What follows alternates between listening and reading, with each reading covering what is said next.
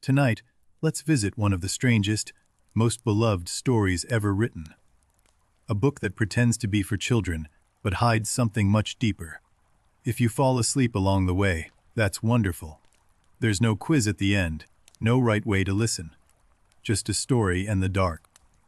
This is a story about a girl who falls into a world where nothing makes sense.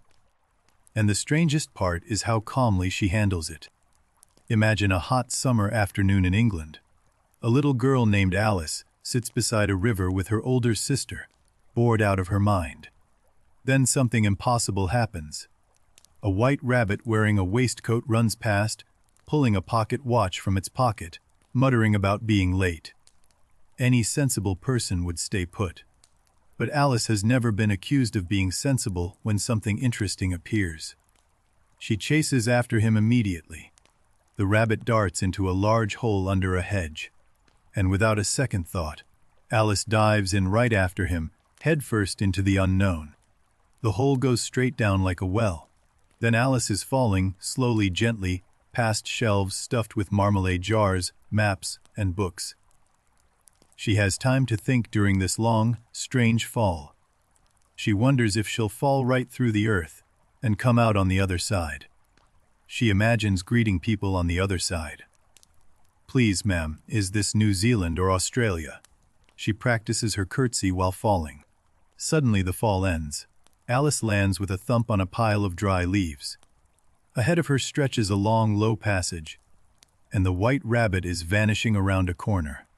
She finds herself in a great hall with doors all around. Every single one is locked. Alice tries them all and every handle refuses to turn. On a second trip around the hall, she discovers a tiny golden key sitting on a three-legged glass table. It glints like a promise under the lamplight.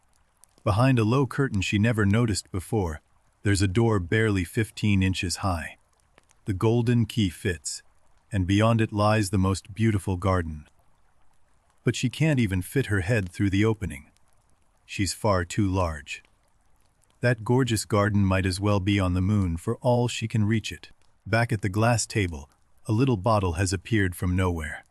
A paper label tied around its neck reads, "Dirike me," in beautiful large letters. She's a careful child, so she checks it isn't marked poison. Then she drinks. It tastes like cherry tart, custard, pineapple, and roast turkey all at once. Now she's the right size for the door, but the golden key sits on the glass table high above her. She's too small to reach it. The wrong size again. Under the table she finds a tiny glass box containing a very small cake. Currents spell out the words, "Eat me," on its surface. So she does. Something extraordinary happens. Alice begins to grow and grow. Her head strikes the ceiling. Her body fills the entire hall like water filling a glass. It's too much. Stuck at the wrong size in a strange place, Alice starts to cry.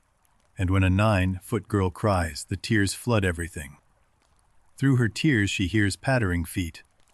The white rabbit comes trotting back, dressed beautifully, muttering about a duchess and a fan.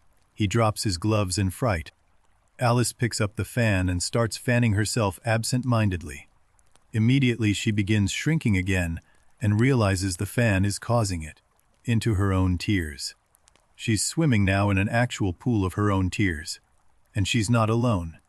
A mouse, a duck, a dodo, and an eaglet are all paddling alongside her. They all scramble ashore, dripping wet and miserable.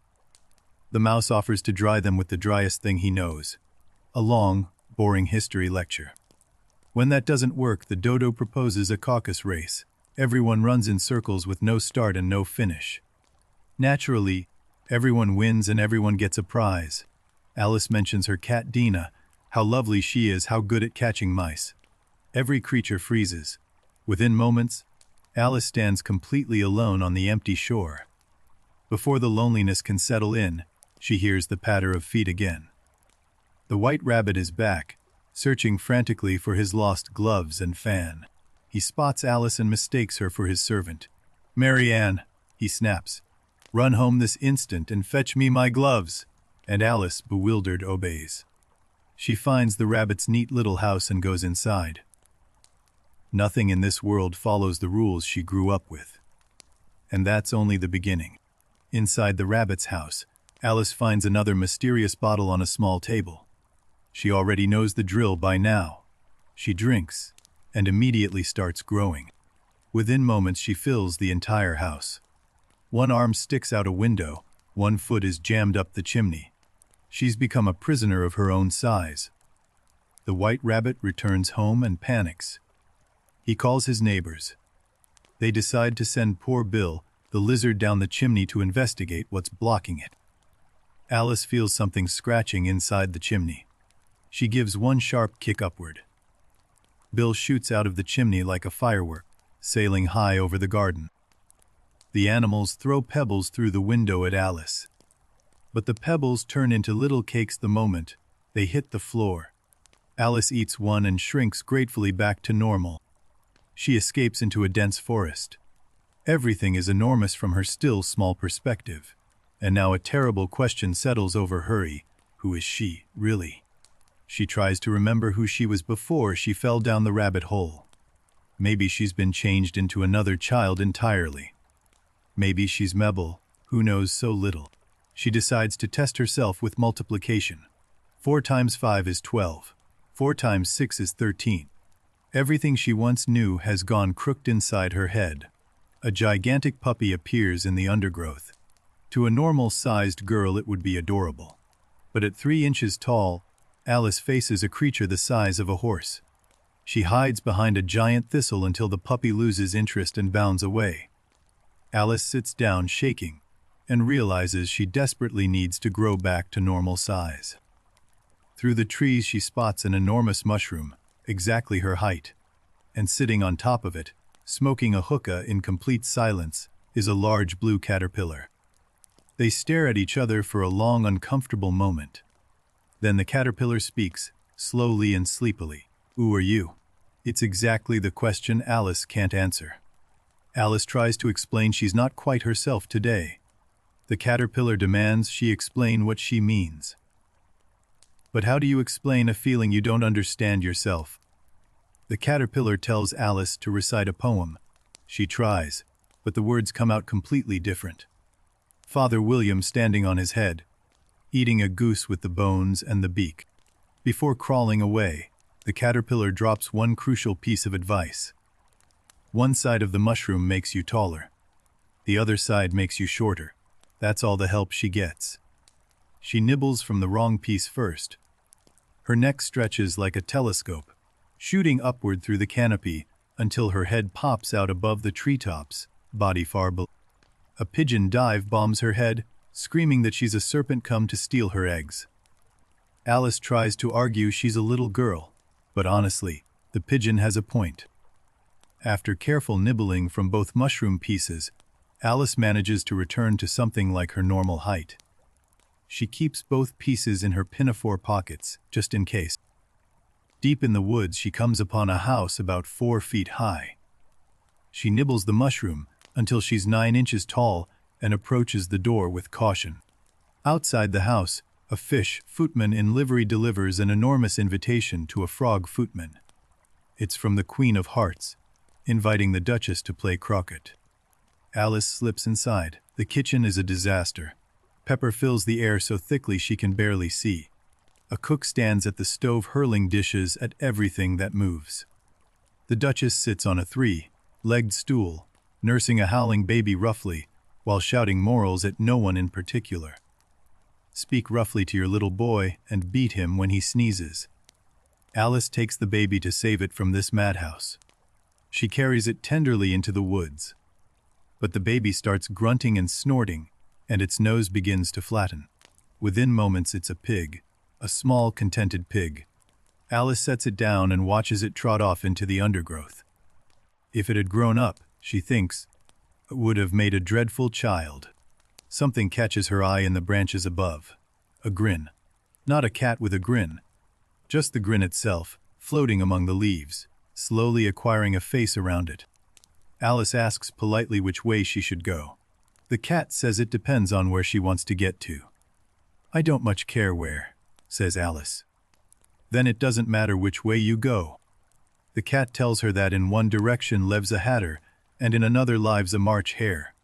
But they're both mad, he adds helpfully. We're all mad here. You're mad. Then the cat begins to vanish slowly, piece by piece. First the tail fades, then the body, then the ears. The grin remains, hanging alone in the air like a riddle. Alice chooses the March hare's direction. She arrives at a house with chimneys shaped like ears and a roof thatched with fur. In front, a long table set for a tea party. No room, no room, they cry as Alice approaches, though there are clearly dozens of empty chairs. Alice sits down anyway. The hatter looks at her and says, "Your hair wants cutting." The hatter suddenly leans forward. "Why is a raven like a writing desk?" Alice brightens. She loves riddles. But the hatter has no answer. He never did. He just likes asking. The hatter pulls out his pocket watch. It tells the day of the month, but not the time. "Why should it?" he asks. "Does your watch tell you what year it is?" Time has frozen for the hatter. He quarreled with time itself during a concert for the Queen, and now it's always 6 o'clock. Permanently tea time, an eternal, inescapable party. The dormouse is prodded awake to tell a story about 3 sisters who lived at the bottom of a treacle well. They lived on treacle, drew treacle, and studied treacle. Alice points out that you can't live at the bottom of a treacle well, and you can't draw treacle from a treacle well. The dormouse insists you can, if it's a treacle well. The hatter and the March hare try to stuff the dormouse into a teapot. Alice watches in horror. This is, without question, the rudest tea party she has ever attended. Alice storms away. As she leaves, she looks back one last time. The hatter and the hare are trying to fit the dormouse into the milk jug. She doesn't look back again. Walking through the forest, Alice notices a door built into a tree trunk. She opens it and steps through, and finds herself back in the great hall of doors, right where she started. But this time she has a plan. She takes the golden key from the glass table first, then nibbles the mushroom from her pocket until she's exactly the right size. 9 inches. The key turns. The door opens. And Alice finally walks through into the beautiful garden she's been dreaming about since she first glimpsed it. But it's not what she expected. The gorgeous garden turns out to be the Queen of Hearts' croquet ground. Roses grow in rigid rows. Card soldiers stand at attention. Beauty here comes with rules and punishments. Near a rose tree, 3 gardeners shaped like playing cards are busy painting white roses red. They look terrified. Their brushes tremble. They've made a terrible mistake. They explain to Alice that they planted white roses by mistake. The Queen ordered red. If she discovers the error, she'll have their heads cut off. Literally, with an axe. A trumpet blast announces the royal procession. First come 10 soldiers carrying clubs, then 10 courtiers decorated with diamonds, then the royal children adorned with hearts, then guests, then the gave, and finally, the Queen. The Queen spots Alice and stops dead. "Who is this?" she demands. Her face goes from red to purple. Alice curtsies politely and stands her ground. The Queen's eyes narrow. "Off with her head!" Alice doesn't flinch. She looks the Queen of Hearts right in the eye and says, quite calmly, "Nonsense."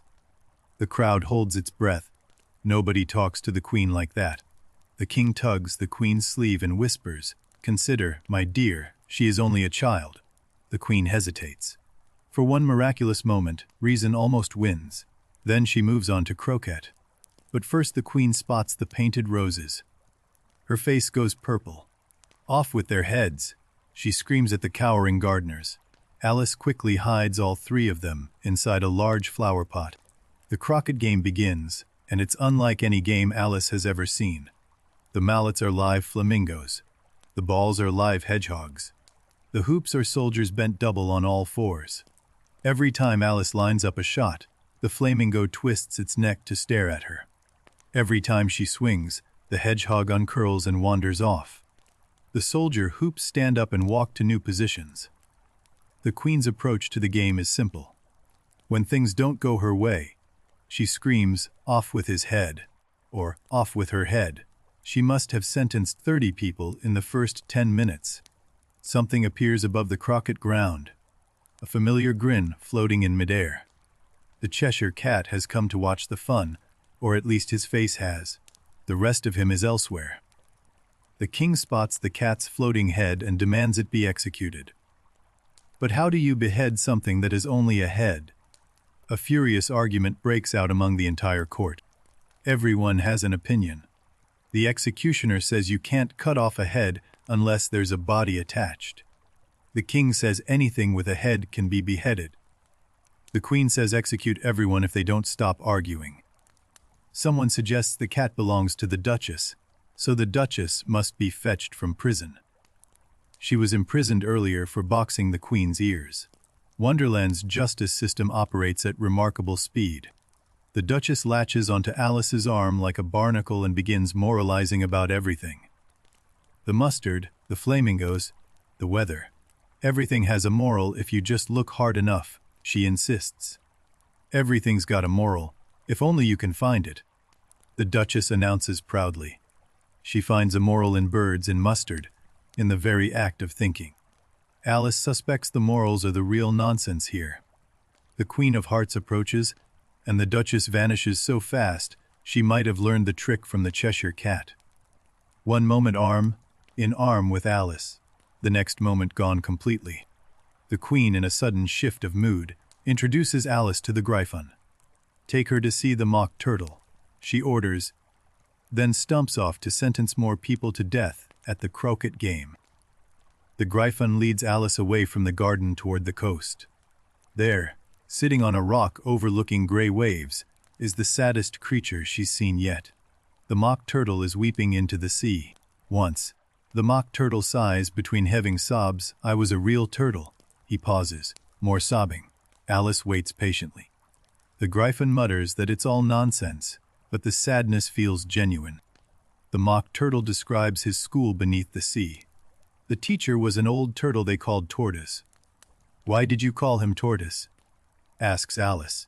Because he taught us, explains the mock turtle, obviously. The subjects at his school included reeling and writhing, of course, and ambition, distraction, uglification, and derision. Also mystery, ancient and modern, with seaography and drawling. Alice asks how many hours a day they had lessons. The mock turtle says 10 hours the first day, 9 the next, and so on. What a curious plan, Alice remarks. That's why they're called lessons, he explains, because they lesson from day to day. The mock turtle and Gryphon insist on showing Alice the lobster quadrille. It's a dance. They demonstrate, singing and stomping on the rocky shore, tossing imaginary lobsters into the sea. They ask Alice to recite a poem. She tries, tease the voice of the lobster. But the words come out wrong again, just like they did with the caterpillar. Nothing Alice once knew stays the same down here. The mock turtle sings Beautiful Soup in a trembling, heartfelt voice. It's a love song to Turtle Soup, the very thing he might become. Alice listens, moved by the strange, self-aware sadness of it. A distant cry cuts through the song. The trial's beginning! The trial's beginning! Echoes across the shore. Something important is happening back at the court, and Alice is wanted there. The Gryphon seizes Alice's hand and drags her toward the court at full gallop. Behind them, the mock turtle's last notes of Beautiful Soap fade into the sound of the waves. He never finishes his song. The courtroom is packed. Every creature from Wonderland seems to be here. The King and Queen of Hearts sit on their thrones as judges, and a jury box is filled with 12 small animals scribbling on slates. In the center of the court sits a table with a plate of tarts on it. They look delicious. Alice realizes she's quite hungry. I wish they'd get the trial done, she thinks, hard hand round the refreshments. The White Rabbit, now dressed as a herald, reads the charge with a trumpet blast. The Knave of Hearts is accused of stealing the Queen's tarts. The crime is deadly serious, at least to the Queen. The first witness is the Mad Hatter, still holding his teacup. He enters trembling so hard the tea sloshes everywhere. The King tells him to remove his hat. It isn't mine, says the Hatter. The King presses him about when he had his tea. The Hatter claims it was the 14th of March. The March Hare, from the gallery. Shouts. The 15th. The Dormouse, half asleep, mumbles, the 16th. None of this has anything to do with the stolen tarts, of course. But that's how trials work in Wonderland. Facts are optional. Procedure is everything. Truth is an afterthought. The king threatens the Hatter with execution for giving unhelpful evidence. The Hatter's teacup trembles so violently it shatters. He flees the witness box without permission and runs straight out the door. The second witness is the Duchess's cook. Asked what tarts are made of, she says one word, pepper. The Dormouse in the jury box says treacle. Chaos follows. The Dormouse is suppressed into a bag. Then the White Rabbit reads from his scroll the name of the third witness, and a chill runs through Alice. The third witness is Alice herself. Her name echoes off the courtroom stone. Alice stands up and realizes she's been growing again without noticing. She's enormous now. She knocks over the jury box as she walks past. Tiny animals scatter across the courtroom floor. Alice scoops up the jury animals and puts them back. The king declares Rule 40. All persons more than a mile high must leave the court. Everyone looks at Alice. She says she's not a mile high. You are, says the king. Nearly 2 miles high. Alice crosses her arms. Well, I'm not leaving. And besides, that isn't a real rule. You just invented it. A mysterious letter is produced as evidence. Nobody knows who wrote it. The king insists that proves the knave's guilt. Because if he'd meant no mischief, he'd have signed his name like an honest man. The king reads the letter's verses aloud and tries to make them fit the crime. The words are pure nonsense. But the king twists every line into evidence of guilt. If the facts don't fit, change the facts. Alice can't take it anymore. She challenges every piece of so-called evidence. The letter proves nothing. The witnesses know nothing. The entire trial is a performance without substance. The Queen of Hearts slams her scepter on the bench. Sentence first, verdict afterwards, she screams. The logic of Wonderland at its absolute worst. Punish first, then decide if they did anything wrong. Alice says it, the words that break everything open. Stuff and nonsense, she declares. 2 words that no one in Wonderland has ever dared to say to the Queen of Hearts. Off with her head. The Queen screams louder than she's ever screamed before. Every card in the room turns toward Alice. Soldiers draw their clubs. This time the Queen means it. And Alice, now full size and unafraid, says the words that end Wonderland. Who cares for you? You're nothing but a pack of cards? The truth, spoken plainly at last. The whole pack rises up in the air and comes flying down upon her face. Cards everywhere, spinning, fluttering, diving. Alice screams and tries to beat them off. And then, she wakes on the riverbank. Her sister is gently brushing dead leaves from Alice's face. The cards were only leaves all along. The Queen was a dream. Wonderland was a nap beside a river. Alice sits up, breathless, and tells her sister everything. The rabbit, the tea party, the Queen, the trial. The words tumble out of her faster than the fall down the rabbit hole. Her sister watches Alice run home across the meadow for tea, small figure against the lowering sun. Then she sits alone, and the dream settles over her like the evening. The sister imagines Alice growing up. She sees the woman Alice will become, but with that same bright, eager eye. Still telling stories that make children's eyes grow wide with wonder. Carroll ends the book with that vision. Childhood fading into adulthood, wonder softening into memory. The golden afternoon was already disappearing when he wrote those final words. And that's the story of Alice's adventures in Wonderland. A girl who fell down a hole and talked back to a queen and woke up in time for tea. But there's so much more hiding inside it. Now that we've told the story, let's look underneath it. Because Alice in Wonderland is one of those rare books that works on every level at once. Lewis Carroll was really Charles Lutwidge Dodson, a mathematics lecturer at Oxford. He studied logic the way a surgeon studies anatomy, precisely, carefully, and with great seriousness. Every nonsense scene in Wonderland has a precise structure beneath it. The madness isn't random. It's the kind of madness a mathematician produces when he deliberately breaks his own rules. Think about the size changes. Alice grows and shrinks constantly. She never fits. She's always too big or too small for the world around her. Every child knows that feeling. Everyone in Wonderland tells Alice who she should be. The caterpillar demands her identity. The pigeon calls her a serpent. The rabbit mistakes her for a servant. Nobody sees Alice as Alice. Who in the world am I? Alice asks early in the story.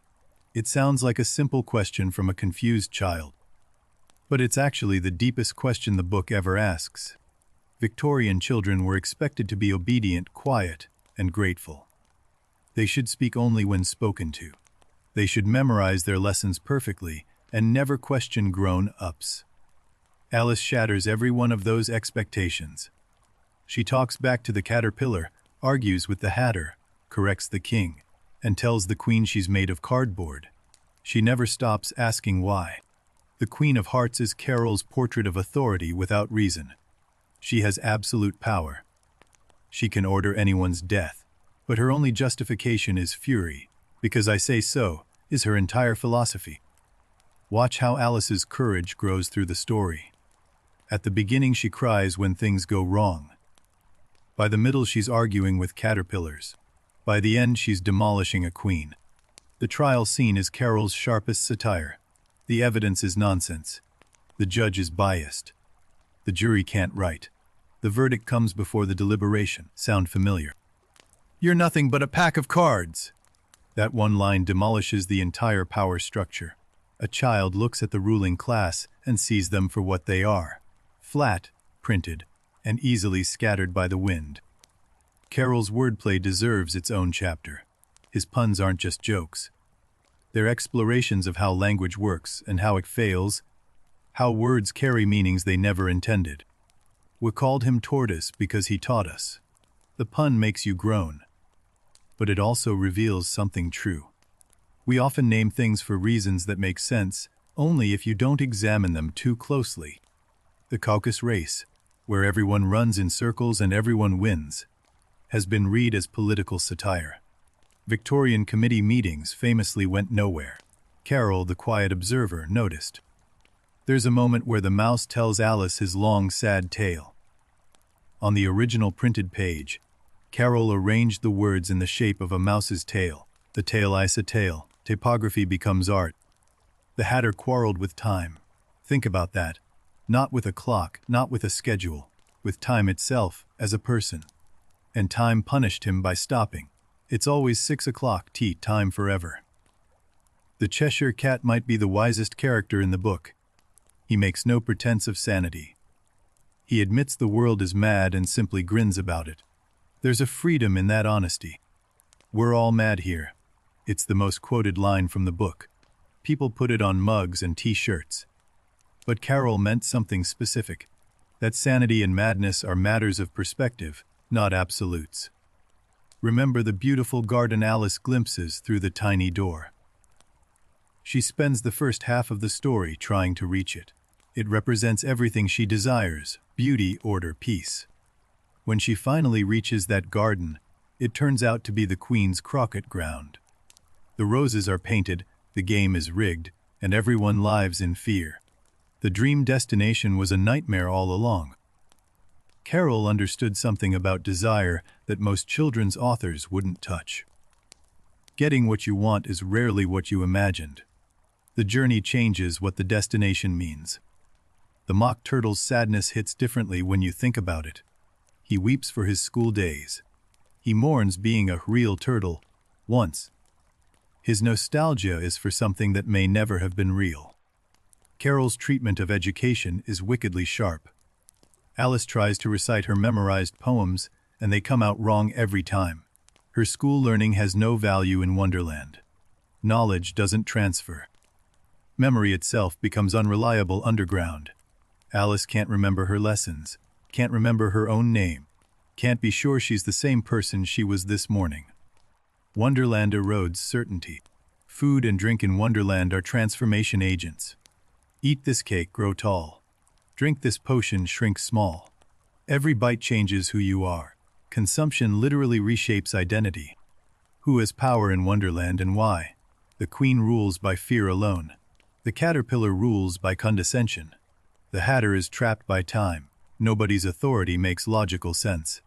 The ruling class are literally cards. Flat figures, printed faces, easily toppled by a breeze. Carroll chose the perfect metaphor for authority that's all surface and no depth. The Duchess finds a moral in everything.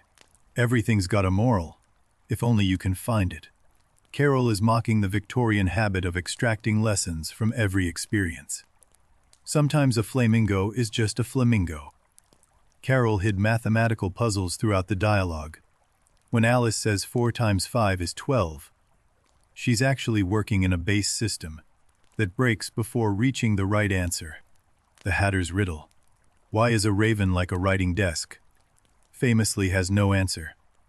Carroll admitted years later that he'd never intended one.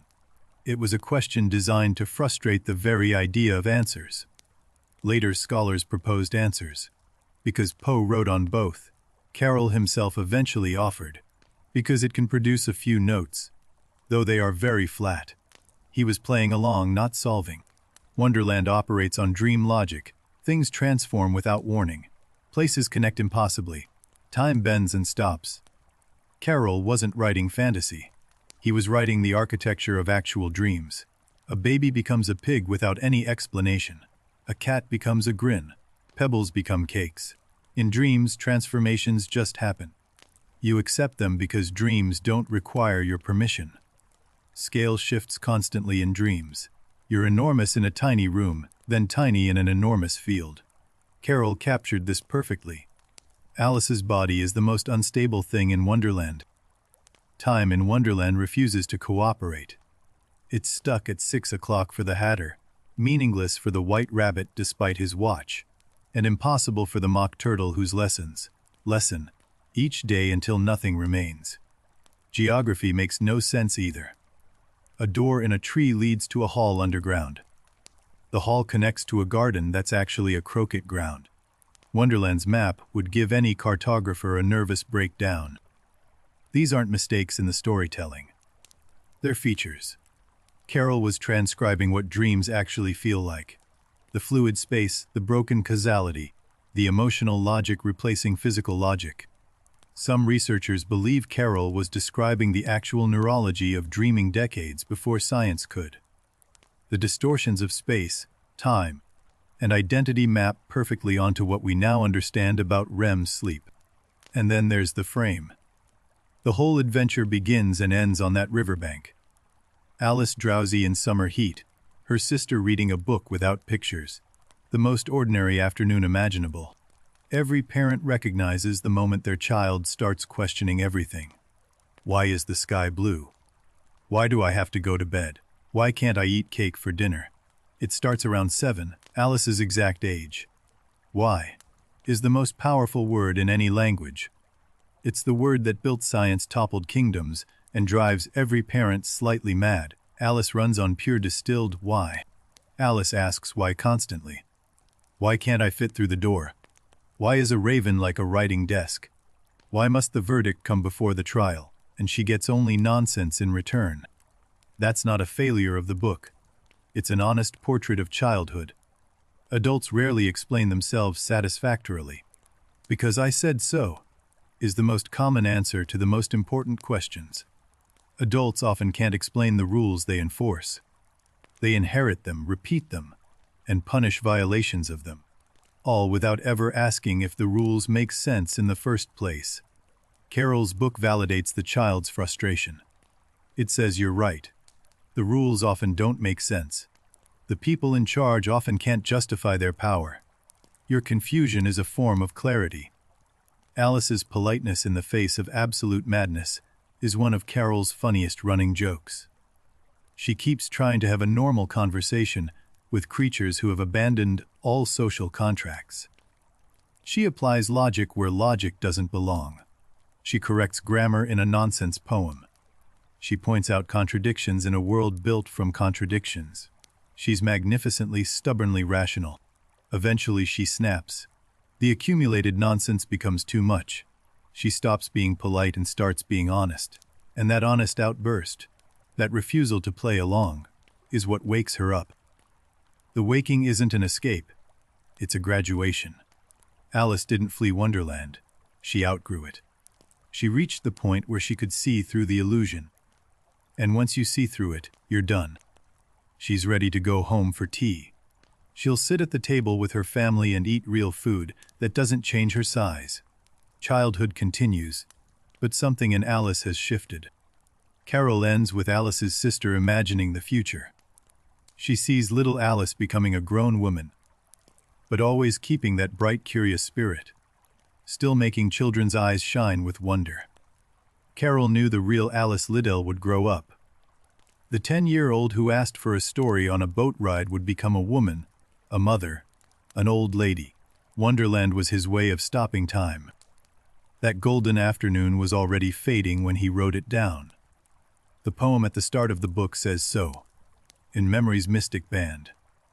He knew he was preserving something that couldn't last. Every fairy tale is partly about losing the ability to believe in fairy tales. That bittersweet truth sits at the heart of Alice like a golden key that opens a door you can never quite fit through. Now let's talk about where this story actually came from. Not the rabbit hole, the real beginning. A boat, a river, and 3 little girls asking for a story on a summer afternoon. July 4th, 1862. Charles Lutwidge Dodson rows up the Thames with his friend Robinson Duckworth and the 3 little sisters, Lorena Alice and little Edith. 10-year-old Alice Liddell, the middle sister, asks Dodson to tell them a story. He's done this before. He has a gift for making things up on the spot, but today something special happens. He begins. Alice was beginning to get very tired of sitting by her sister on the bank. He names the heroine, after the girl sitting right in front of him, the real Alice beams. The other sisters aren't left out. Lorena and Edith appear in the story too, hidden inside the characters of the Lory bird and the eaglet. Family secrets tucked inside a fairy tale. Even Robinson Duckworth found himself in the story, as the duck swimming in the pool of tears. Dodson wove everyone present into the fabric of his invention. The boat trip became the book. When the boat docked, Alice Liddell grabbed Dodson's arm. "Please, Mr. Dodson, write it down for me." She understood, even at 10, that this story was too good to exist only in the air. Dodson spent months creating a handwritten manuscript with his own careful illustrations.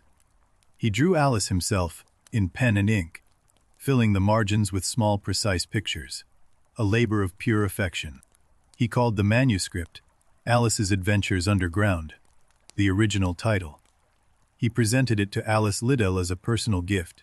It was never meant for anyone else, a private fairy tale for one child. But friends who read it insisted it deserved a wider audience. The novelist Henry Kingsley visited the Liddells, saw the manuscript, and urged Dodson to publish it immediately. Others agreed. Dodson needed a pen name.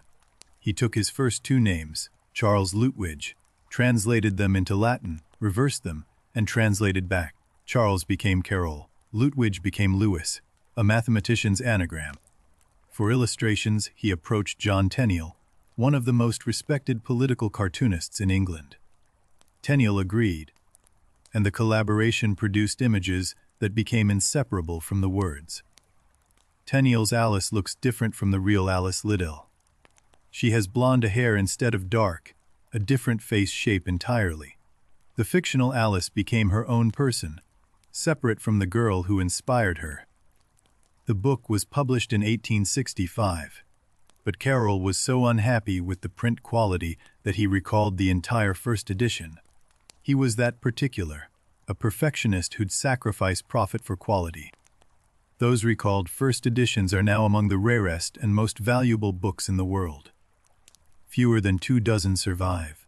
A copy sold at auction for over $2 million. Carroll's perfectionism created accidental treasure. The corrected edition was an immediate sensation. Children loved it. Adults loved it. Critics were baffled. It broke every rule of children's literature and was adored precisely because of that. Legend says Queen Victoria herself enjoyed the book so much she asked for Carroll's next work. He sent her a mathematics textbook, syllabus of plain algebraical geometry. The perfect Carroll joke. Carroll denied this story actually happened. But it captures something true about him. The collision between the mathematical professor and the wild storyteller living inside the same quiet man. Charles Lutwidge Dodson, the man was shy, precise, and somewhat rigid. He stammered badly in adult conversation. He was a deacon in the Church of England. He dressed conservatively and lived alone. He taught mathematics at Christ Church College, Oxford, for 26 years. The same college, the same rooms, the same walk to the lecture hall. A life of extraordinary routine sheltering an extraordinary mind. But as Lewis Carroll, he was another person entirely. Wildly inventive, playful, subversive. The pen name didn't just protect his reputation. It freed something inside him that the Don's robes kept contained. His stammer reportedly vanished when he talked to children. The reserved lecturer became animated, funny, full of stories and games. Children unlocked a version of Dodson that adults rarely saw. He was also a pioneering photographer, one of the finest of the Victorian era. His portraits have a clarity and tenderness that most photographers of his time couldn't achieve with their clumsy equipment. His photographs of children have generated debate among modern scholars. Some see innocence beautifully captured. Others apply contemporary concerns to Victorian customs. The argument is unresolved and may always be. What we know for certain is that Dodson had a close relationship with the Liddell family for years. He visited their home, photographed the children, told them stories, and was considered a family friend.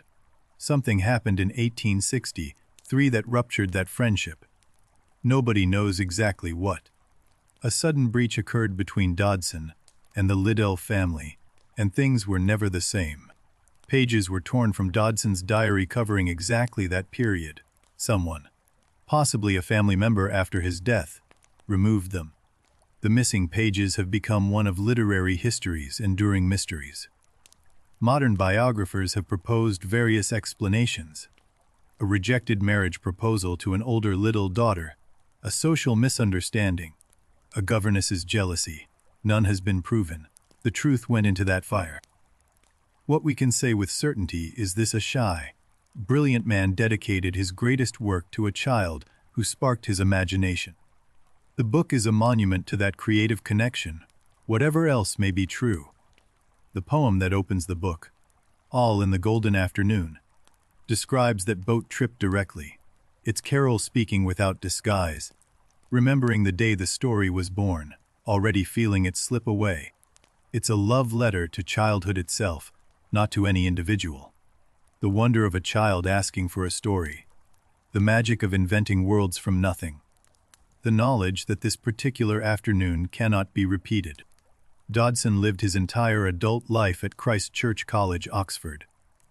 He arrived as a student at 18 and never truly left. The college was his world, classroom, chapel, darkroom, and home. He taught mathematics there for 26 years. Euclid, algebra, logic, the bones of rational thought. His students found him dry but thorough. He gave no hint in the lecture hall of the Wonderland inside his skull. His mathematical publications were serious contributions. He worked on determinants, voting theory, and tournament brackets. He invented methods of calculating that are still studied in logic departments today. The game of logic was his attempt to make formal reasoning playful. He used colored counters and a special board to teach children how to think syllogistically. The professor and the storyteller shaking hands. He invented what we'd now call recreational mathematics. Puzzles, word games, ciphers, paradoxes, all flowing from that same restless mind that sent Alice down the rabbit hole. Play was his natural language. His logical puzzles influenced thinkers for generations. The paradoxes he posed, turtles and Achilles, barbers who shaved themselves, became standard problems in philosophy and mathematics departments worldwide. The two sides of Carroll are the key to understanding him. The rigid logician who needed every proof to be perfect. and the anarchic storyteller who delighted in breaking every rule he'd just established. Wonderland is what happens when a mathematician decides to see what lies on the other side of his own equations. It's logic taken to its illogical extreme. Order discovering what disorder feels like. Carroll also invented practical objects. The Wonderland postage stamp case, a device for filing stamps in the correct order, came with a pamphlet of witty instructions. Even his gadgets were whimsical. Gadgets, puzzles, word games, ciphers, card tricks, stories, photographs. They flowed from him constantly. His mind never stopped playing.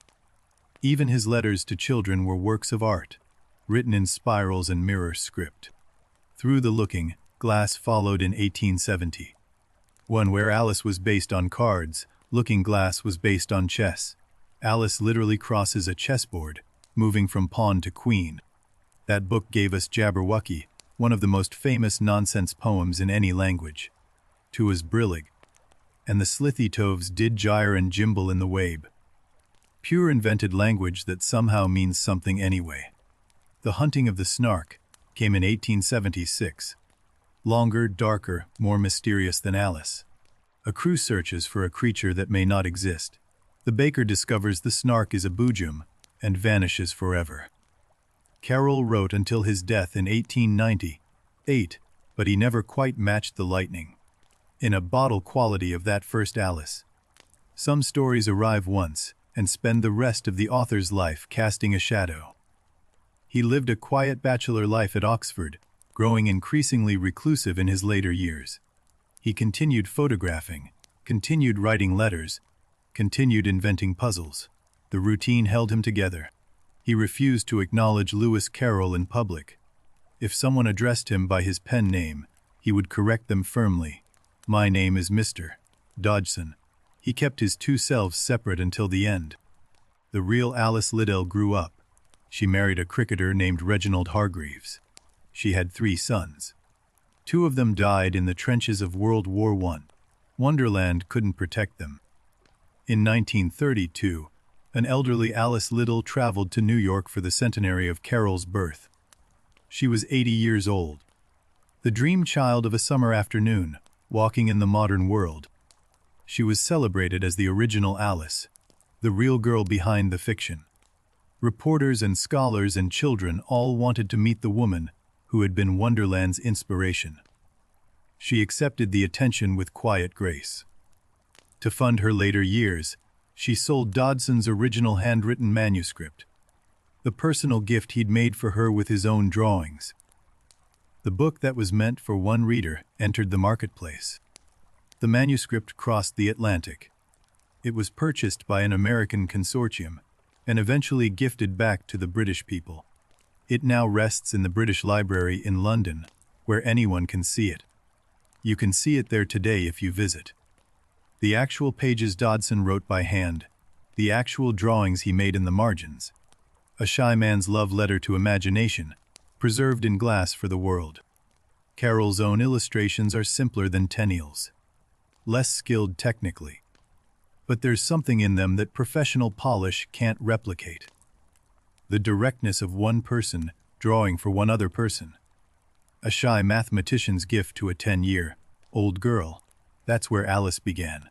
Not in a publishing house, not in a creative writing program, on a river. In the sun, with someone asking for a story. To really understand Alice, you need to understand the world she was born into. 1860s England. The height of the British Empire. A world built on certainty and order. The British Empire stretched across a quarter of the globe. Queen Victoria sat on the throne. The railways connected every city. Progress felt inevitable. And the English believed they were leading it. Children's books before Alice were almost exclusively moral instruction. Stories existed to teach lessons. Good children were rewarded. Bad children were punished. Entertainment was not the point. These books were designed to produce obedient citizens. Read this story about the boy who lied and was eaten by wolves.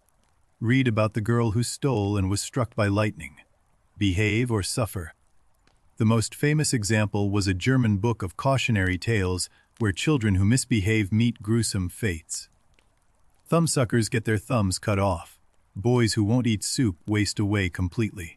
Cheerful stuff for the nursery. Alice was revolutionary precisely because it had no moral at all.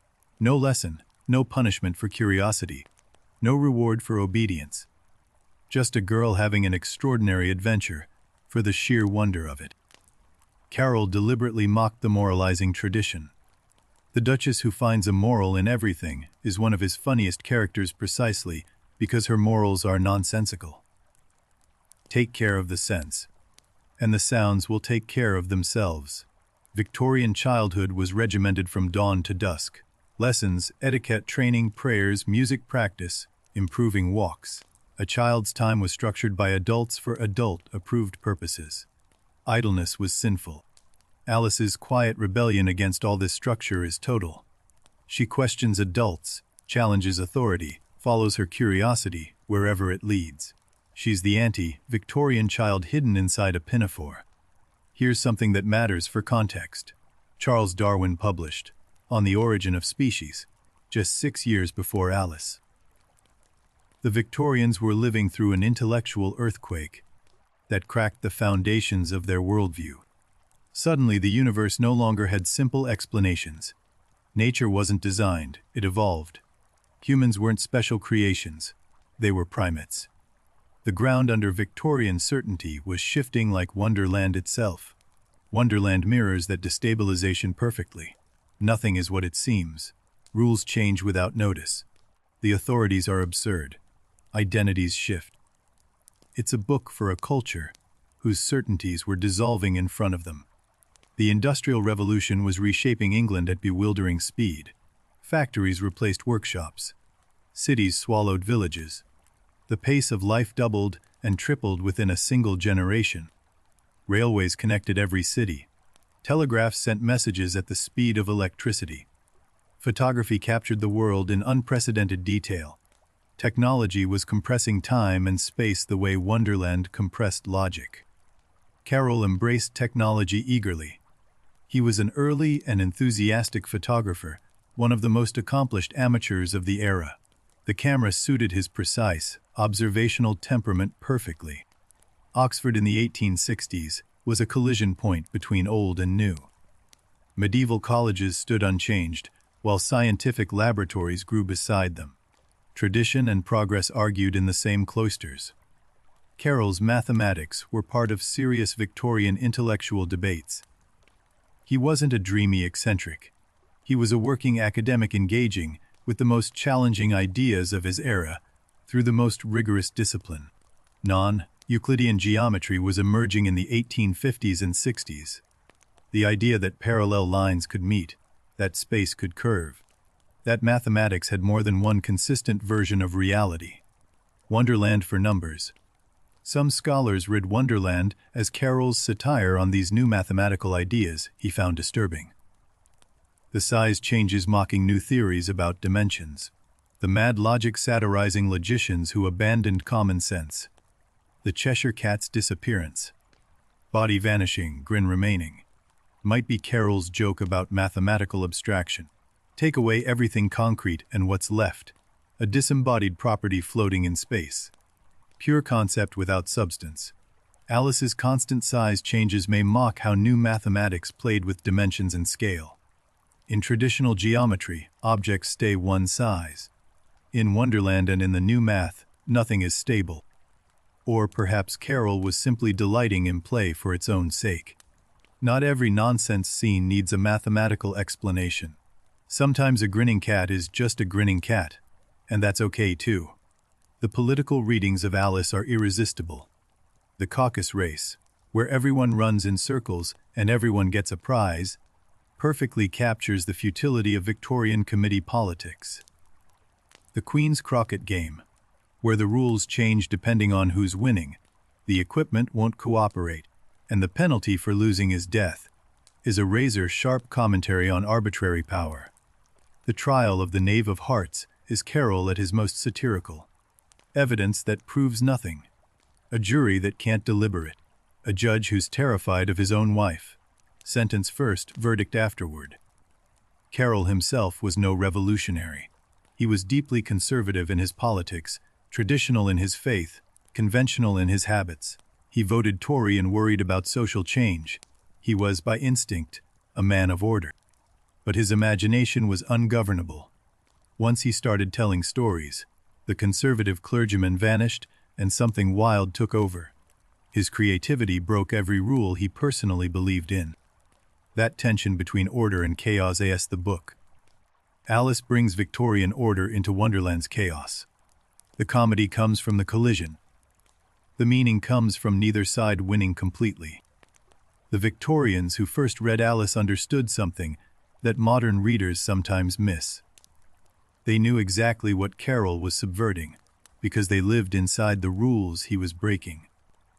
It was shocking in the best way to find a book for children that respected their intelligence, that trusted them to handle nonsense without requiring a moral, that treated their perspective as valid. No talking down, no simple lessons, no wagging finger at the end explaining what you should have learned. Just a story that trusts you to find whatever meaning you need in it. Just a girl in a strange world, figuring things out for herself. That was Carroll's radical proposition. Children don't need to be taught everything. Sometimes they just need a good story and the freedom to think. The book sold enormously from the very start and has never gone out of print. 160 years of continuous publication. Every generation discovers Alice anew, and each one finds something different in it. By Carroll's death in 1898, it was already the most famous children's book in the English language. The shy mathematician had created something that would outlive empires. He probably wouldn't have believed it. Alice has been translated into over 170 languages, more than almost any other novel ever written. From Japanese to Swahili, from Hindi to Icelandic, Alice speaks everyone's language, or rather everyone's nonsense. It's been translated into Latin, into Braille, into shorthand. Someone even translated it into emoji. The story is so elemental, a child in a strange world asking questions, that it survives any medium. Japanese culture embraced Alice with particular passion. The character appears throughout manga, anime, fashion, and art.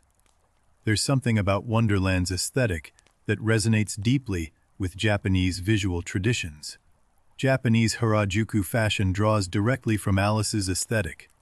Young people dress as versions of Alice, the Queen, the Hatter, blending Victorian and Japanese design into something Carroll would have found wonderfully strange. There's even a real neurological condition named after the book. Alice in Wonderland syndrome affects perception. Patients see their own body or their surroundings as the wrong size. Just like Alice herself, patients describe feeling enormous in a small room or tiny in a vast space. Their hands look too big or too far away. The world ripples and shifts. It's Wonderland made terrifyingly real inside someone's perception. Some researchers believe Carroll himself experienced this condition. He suffered from severe migraines, which can trigger these episodes.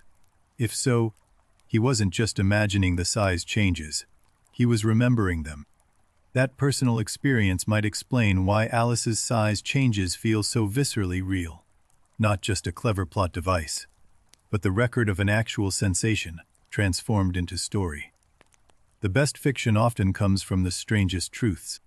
In the 1960s, the counterculture claimed Alice as their own. A rock band wrote a song about feeding your head, and suddenly the mushroom, eating caterpillar with his hookah, looked very different to a new generation. The mushroom that changes your size. The smoking caterpillar offering cryptic wisdom. The altered perceptions, the fluid identity, the dissolution of ordinary reality. The parallels wrote themselves, fairly or not. Carroll almost certainly didn't intend any of these readings. He was a teetotaling Anglican deacon who disapproved of tobacco. The drug connection would have horrified him. But art doesn't always obey its creator. Art finds meanings its creator never imagined. That's not a weakness. It's a sign of depth. A book that can only mean what its author intended is a pamphlet. A book that grows new meanings with each generation is immortal. Philosophers adore Alice. The book is taught in university logic courses worldwide. It's used to explain paradoxes, semantic ambiguity, and the limits of formal reasoning. Carroll the logician built better puzzles than he knew. Bertrand Russell and Ludwig Wittgenstein, two of the 20th century's greatest philosophers, both engaged with Carroll's logical puzzles.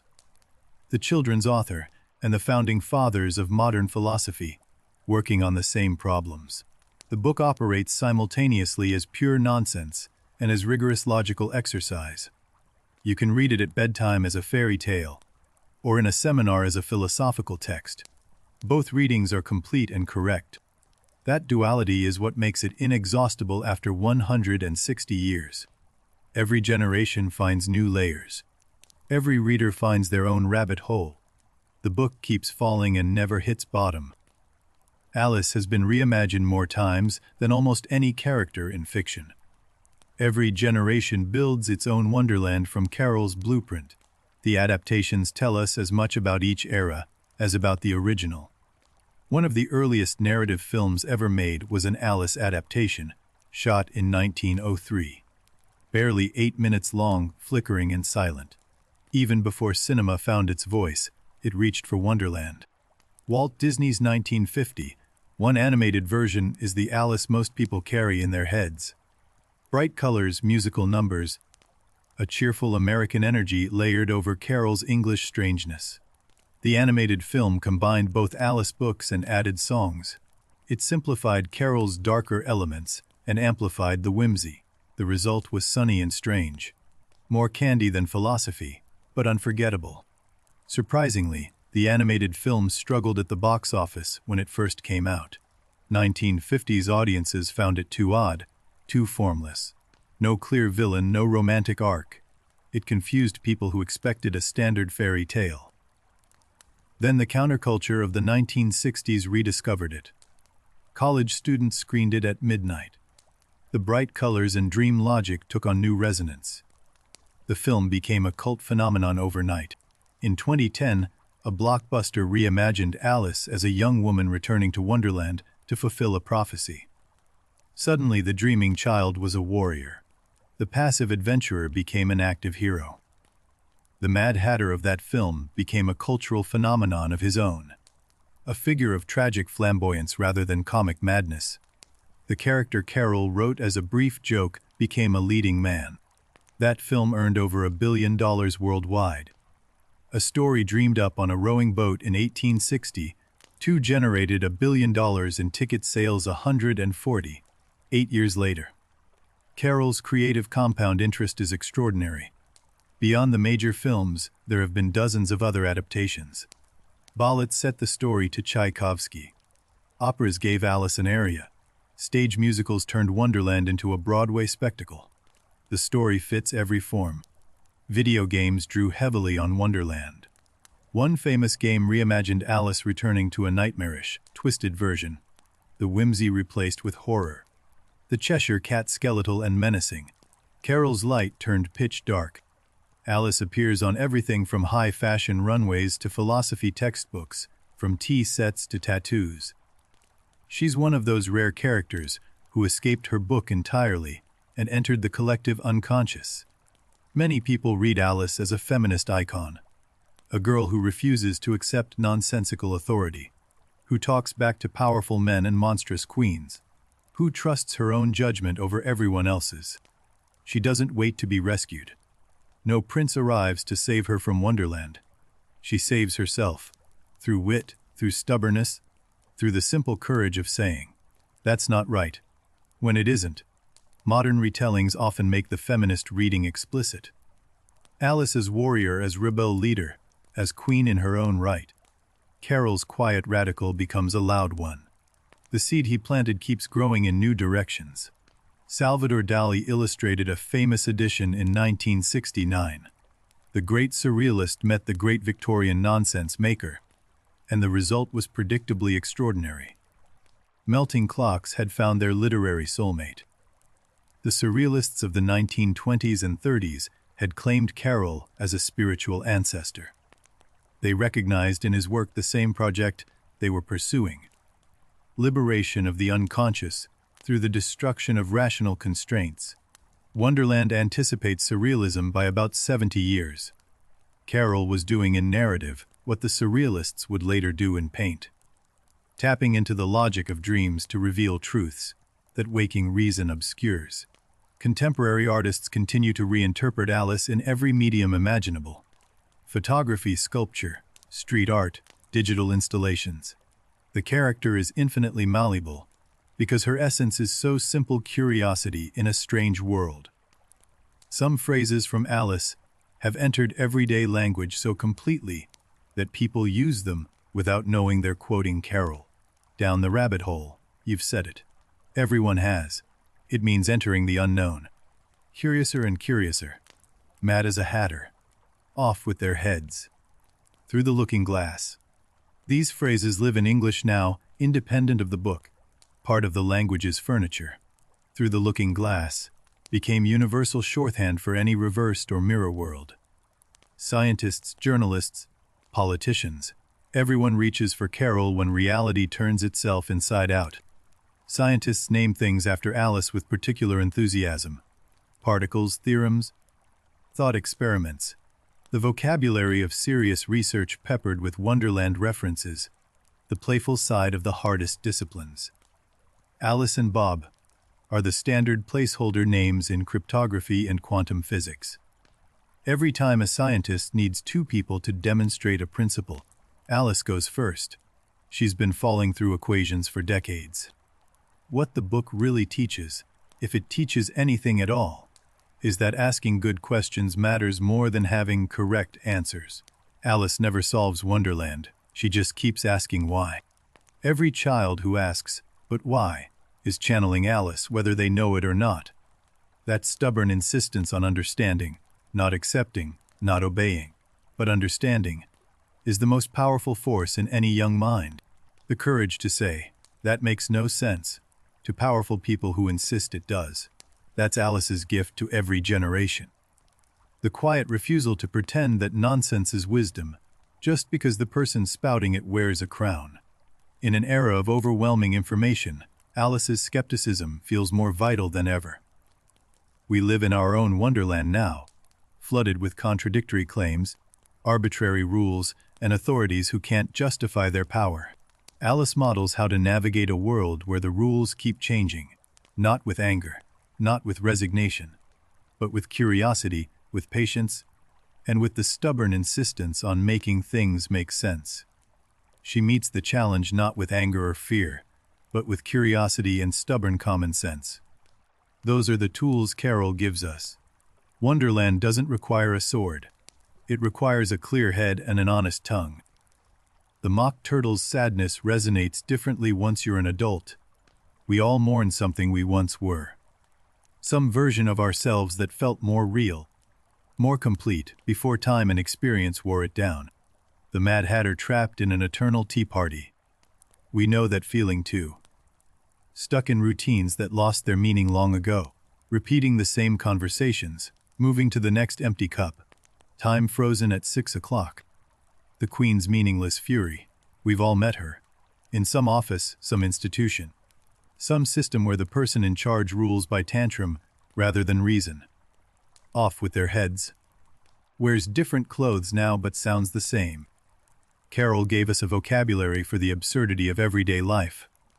Before Alice, there was no word for falling down a rabbit hole, for grinning like a Cheshire cat, for attending a mad tea party. Now there is. That's why the book works for children and adults simultaneously. Children enjoy the adventure, the falling, the growing, the talking animals, the mad party. Adults recognize the satire, the philosophy, the H underneath. Children see adventure. Adults see truth. Both readings are valid. Both are what Carroll intended, or rather, what his imagination produced without fully knowing what it contained. The best art exceeds its maker's understanding. That duality is the genius. A book you can read at 4 and reread at 40 and find completely different things in both times. The same words, richer each time like a well that never runs dry. Alice remains the gold standard for imaginative children's literature. Every author who creates a world where the impossible happens and children save themselves is walking in Carroll's footsteps. Every fantasy world since owes something to that rabbit hole. The wardrobe door to a snowy wood. The platform between 9 and 10. The tornado to the land of color. Carroll showed that the door could open anywhere. From a snowy land through a wardrobe to a school for wizards, the portal to another world began right here, with a girl who chased a rabbit because she had nothing better to do. And that changed everything. So here we are, at the end of our visit to Wonderland. The tea is cold, the cards have settled, and the Cheshire Cat has faded to just a memory of a grin. Remember how we started tonight? A warm afternoon, a girl sitting by a river, bored with a book that had no pictures. That's all it took. One bored afternoon and one impossible rabbit. Alice followed the rabbit because she was curious. That's all. Not because she was brave or special or chosen. Just because a white rabbit with a pocket watch is worth investigating. Curiosity pulled her through. Curiosity is the simplest and most powerful force in any story. It doesn't require training or talent.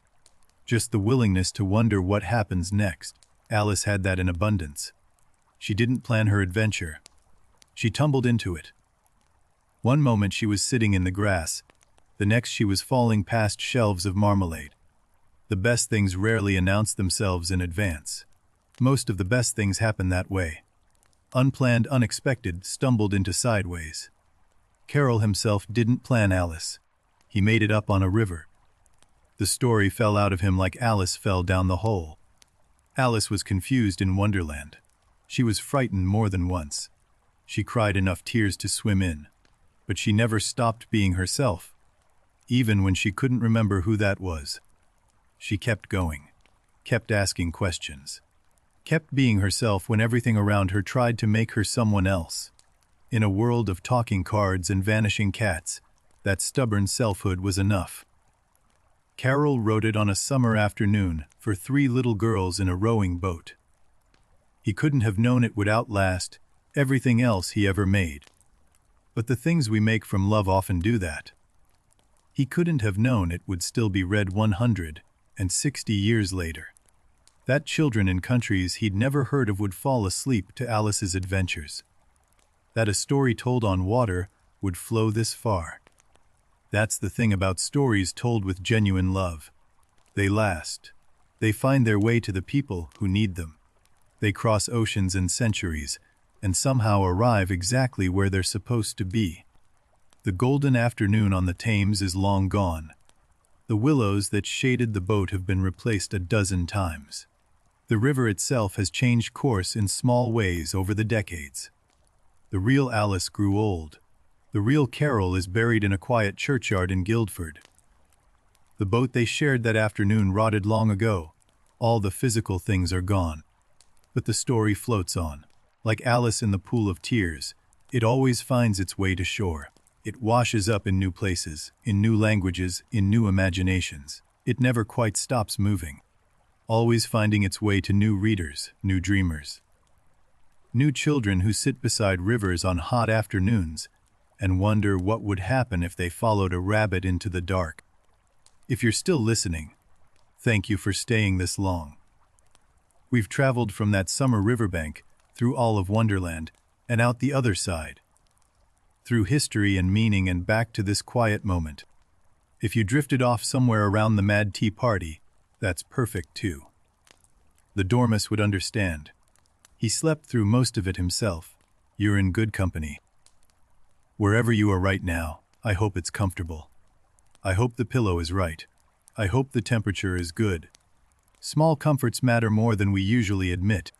Maybe there's a familiar sound nearby, a clock ticking somewhere, the hum of a building at rest, or maybe just silence.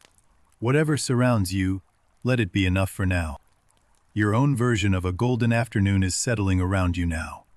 Not sunshine and daisies, something quieter. The particular calm that arrives when the day is truly over and nothing is expected of you. You don't need to chase any rabbits tonight.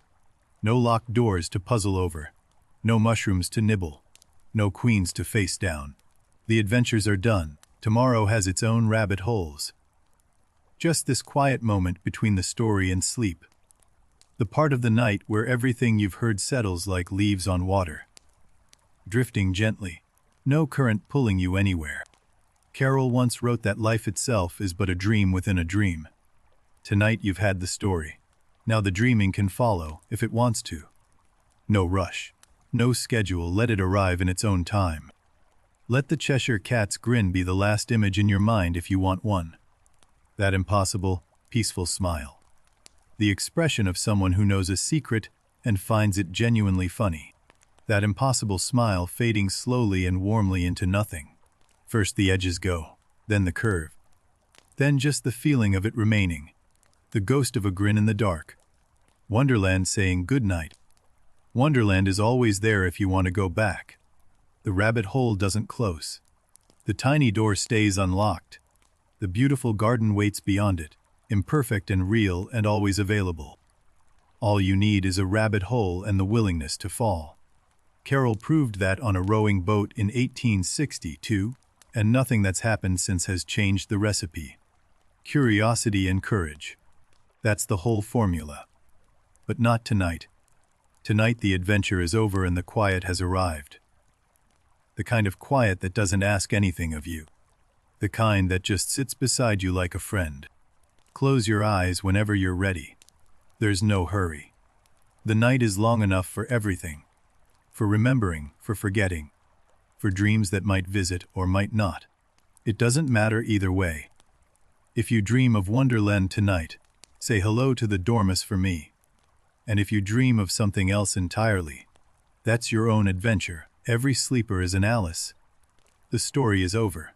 But stories don't really end. They just pause between tellings. This one has been pausing and resuming for 160 years. It'll wait for you to come back. Thank you for spending this hour with Alice and with me. For following the rabbit. For staying through the tea party and the trial and the long journey home. It was good to have you here. The dreaming is just beginning now. Yours, not Alice's. Whatever comes next belongs to you. The rabbit hole is yours. The golden key is yours. The garden is whatever you need it to be. Good night from Wonderland. From the riverbank and the rabbit hole and the mushroom grove and the tea table. From the Cheshire Cat, wherever he is. From a golden afternoon that never quite ended. Sleep.